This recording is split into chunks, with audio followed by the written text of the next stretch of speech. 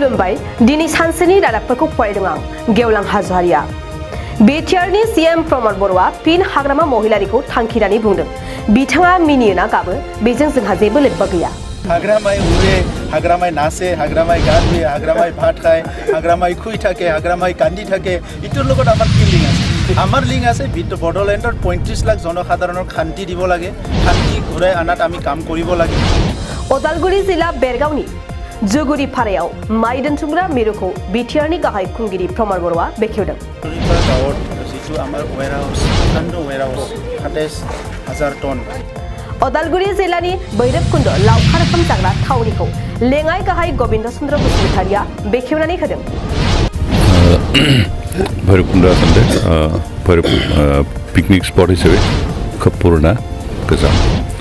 1967-68 सोनिफ्राय picnic जानो आरम्भ खालामदोंमोन बाक्सा जिल्लानि कमलाबारि गामिनि रैसुमै मोसाहारि आरो पुर्णिमा बर'आ गुबुन गुबुन आबाद मावनानै जाफुंसारदों जोंहानि दङ माने हाया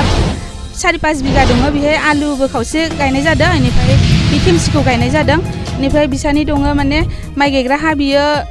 दुन्दिया फोदों बेहायबो 1.5 बिगा आलु आरो इसाना बोखावजायै लखिमपुर जिल्ला दुलाराय बाथौ गौथुमनि जथुम्माखौ फैगौ 24-25 डिसेम्बराव खुंनो लाहार फाहार दिनै फैगौ डिसेम्बर 25 अक्ट'आव बोखावजायै लखिमपुर जिल्ला बाथौ गौथुमनि मोनसे जथुम्मा जागोन बिटिआरनि फिक्स पे साख्रि आवलाफोरा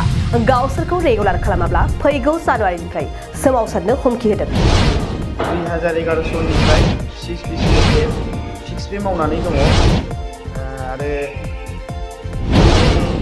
मोनसे दुखु गोनां बाथ्रा जानानै फैदों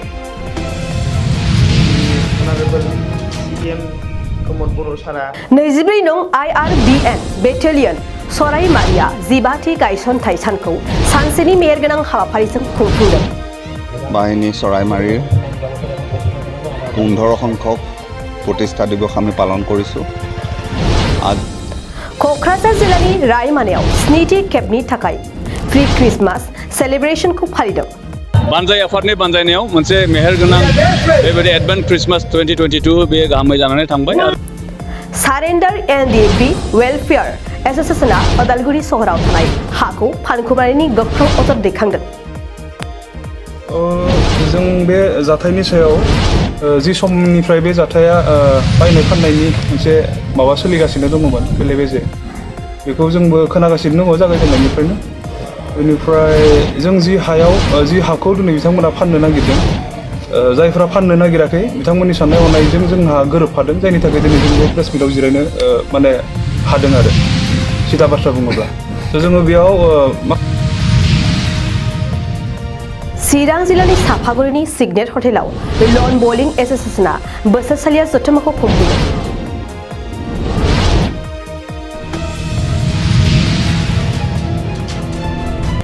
दिनै सानसेनि रादाबफोरा एसेनोसै गोजोन्थों